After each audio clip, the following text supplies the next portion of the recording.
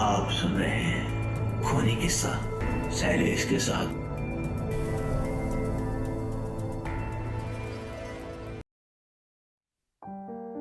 प्रेम गांव में इंटरमीडिएट की पढ़ाई पूरी करने के बाद बनारस विश्वविद्यालय में प्रवेश लेना चाहता था। प्रेम का दिमाग जितना तेज था, उससे भी अधिक प्रभावशाली और आकर्षक उसका व्यक्तित्व था। बहुत सारी लड़कियां उस पर अपने जान छिड़कने के लिए तैयार बैठी रहती थी, लेकिन उसका पूरा ध्यान पढ़ाई पर ही था। उसको परिवार वालों के मन से ही विवाह करना था, तो वो कभी भी इन सब चक्करों में पड़ा ही नहीं। उसका मानना था कि जिस गली में जाना नहीं, उसका रास्ता क्यों पूछना। प्रवेश परीक्षा में पास होकर प्रेम को अपने मन चाहे विश्वविद्यालय में प्रवेश मिल चुका था। गांव दूर था, तो उसको छात्रावास में रहना पड़ा। उसको छात्रावास में आए अभी कुछ दिन ही हुए थे। एक कमरे में 2 लोग रहते थे। समर उसका दूसरा रूम पार्टनर था। समर की शारीरिक संरचना भी प्रेम से तनिक कम नहीं थी। समर बजरंग बली का भक्त था। नित्य सुबह नहा धोकर पूजा पाठ से दिन की शुरुआत करता था। अगरबत्ती की सुगंध ऐसी थी कि आसपास के रूम के लोग भी उसी सुगंध को अलार्म के रूप में मानते थे। सुगंध आ गई मतलब समर ने पूजा कर ली है और अब 7 बज गए हैं। प्रेम का आचरण नास्तिक वाला था। वो भी अगरबत्ती की सुगंध के साथ उठता था, लेकिन गुस्से से। अक्सर प्रेम और समर की बहस अगरबत्ती को लेकर हुआ करती थी। नए सेक्शन को शुरू हुए 4 से 5 महीने बीत चुके थे। छात्रावास के लोग एक दूसरे के करीब आ चुके थे।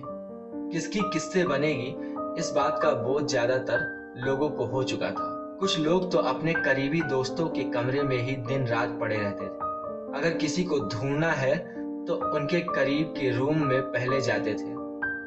अभी तक प्रेम का कोई ऐसा करीबी नहीं बन पाया था। अगर उसका जागरण होता था तो उसका कारण केवल मित्र के कमरे में पढ़ाई का होता था। वो मौज मस्ती में कम शामिल होता था। एक रात प्रेम किसी और कमरे में पढ़ रहा था।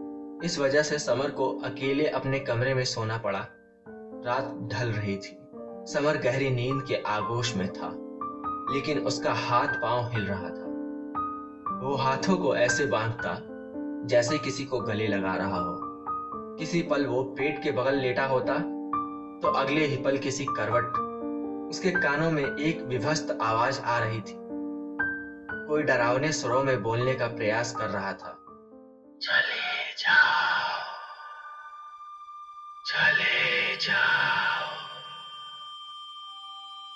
बीच में मत आओ, वो मेरा प्रेम है।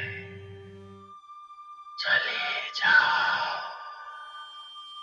चले जाओ। जब ये सब अपनी चरम सीमा पर पहुंच गया, तब समर को सपने में भी बजरंग बली की याद आई और वह उठकर बैठ गया, जैसे उसने कोई बुरा सपना देखा हो। माथे से टप टप पसीना टपक रहा था। धड़कनें तेज थी। उसको ऐसा लगा जैसे उसके बिस्तर पर कोई लेटा पड़ा है। उसने प्रेम को बगल में लेटा समझकर बड़बड़ाते हुए बिस्तर के बगल में मेज पर रखे टेबल लैंप को ऑन किया। प्रेम वहां नहीं था। वहां पर कोई नहीं था।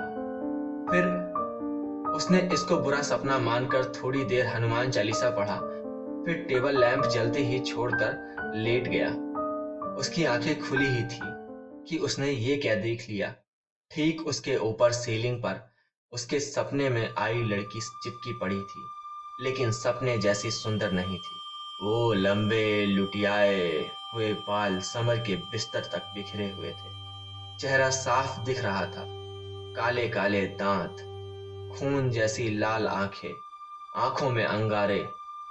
यह सब देखकर समर का गला कुंठित हो गया। वह जोर जोर से चिल्लाने का प्रयास कर रहा था, लेकिन कोई आवाज नहीं निकल रही थी। 2 मिनट के भीतर उसके पड़ोसी दरवाजा तोड़कर अंदर आ चुके थे। समर की चित्कारें इतनी भीषण थी कि पूरा हॉस्टल उसके रूम के बाहर जमा हो चुका था। उसके पास पहुंचने के बाद भी उसका चिल्लाना बंद नहीं हुआ। दूसरे छात्र जैसे तैसे उसको होश में लाए। सबकी जागते हुए बाकी की पूरी रात बीती। समर ने सुबह होते ही प्रेम को सारी बात बताई। और एक साथ कमरा बदलने के लिए बोला। प्रेम को समर की कथा मनगढ़ंत लगी। उसने तनिक भी विश्वास नहीं किया। प्रेम उसी कमरे में रह गया। समर उस कमरे से दूर वाले कमरे में हमेशा के लिए चला गया। अब प्रेम उस कमरे में अकेला रहता था, क्योंकि उसका कोई करीबी दोस्त नहीं था। इसलिए अक्सर वो अपने कमरे में ही सोता था। उसके साथ भी वही प्रकरण शुरू हुआ जो समर के साथ हुआ था, लेकिन समर को उसके साथ क्या हो रहा है इसका तनिक भी अंदाजा नहीं था। उसके कमरे से दो लोगों की आपस में बातें करने की आवाजें आती थी। हंसी मजाक सब चल रहा था। दूसरी आवाज बहुत ही सिल्की और सुरीली थी। उसके पड़ोसी कमरे के लोग प्रेम की रात की हरकतों से परेशान रहने लगे। लोगों को शक था कि इस रूम में कुछ असामान्य है। अक्सर प्रेम रात में छात्रावास से बाहर जाया करता था और भोर में वापस आता था। लोगों को लगा कि प्रेम रात में लोगों से चोरी कोई लड़की लेकर आता है और फिर उसी के साथ बाहर बिना किसी को जनाए घूमने निकल जाता है। यह सिलसिला कई दिनों तक चलता रहा।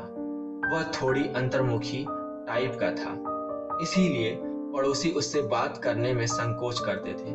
प्रेम की रात वाली गतिविधियां सारी मर्यादाओं को लांघ चुकी थी। एक रात सारे प्रताड़ित पड़ोसी प्रेम को रंगे हाथों पकड़ने के लिए उसके रूम पर धावा बोल दिए। प्रेम गहरी नींद में था। अचानक दरवाजे पर शोर सुनकर उसकी नींद टूटी और वह दरवाजा खोला। लोग उससे बिना कुछ पूछे उसके रूम में रेड मार दिए। बहुत ढूंढे पर कोई लड़की नहीं मिली। फिर सब लोगों ने प्रेम को लेकर अपनी आप बीती सुनाई। लड़की से बात करने की सुरीली आवाज, प्रेम का काली रातों में बाहर जाना और भोर में लौटना इत्यादि। प्रेम बड़ा असमंजस में था, क्योंकि ये सारी चीजें उसने सपने में देखा था। लेकिन उसके सपने के बारे में औरों को कैसे पता चला? यह बात उसको खटकी। उसके रोज के सपने में एक ही लड़की कैसे दिख सकती थी? वही खूबसूरत चेहरा जिसके बगल में वो कभी मणिकर्णिका घाट पर बैठता तो कभी दशाश्वमेध घाट पर। उसका गंगा का पानी छूना, एक दूसरे पर पानी फेंकना, वो उसी लड़की को देखने की इच्छा मन में लिए क्यों सोता था? क्या उसको उस सपने वाली लड़की से प्यार हो गया था? इन सब सवालों का जवाब प्रेम की नास्तिकता के परे था। उसके पड़ोसी उसको अपना ध्यान रखने और सजग रहने की नसीहत देकर अपने अपने रूम में चले गए। अगली रात सोने से पहले प्रेम थोड़ा भयभीत था। वो सोच ही रहा था कि आज सपने में उस लड़की को न देखूं, तभी वही खूबसूरत लड़की उसके बिस्तर पर बैठी मिली, साक्षात प्रकट। प्रेम, ये जो तुम देख रहे हो वो सपना नहीं है। मैं सच में तुमसे प्यार करती थी और करती हूँ, लड़की ने बोला। मैं हरदम तुम्हारे साथ रहती हूँ, तुम्हें अकेला कभी नहीं छोड़ती हूँ। प्रेम डर के मारे कुछ भी नहीं बोल पा रहा था। लड़खड़ाते हुए उसने बोला, मुझे छोड़ दो, मैंने क्या बिगाड़ा है?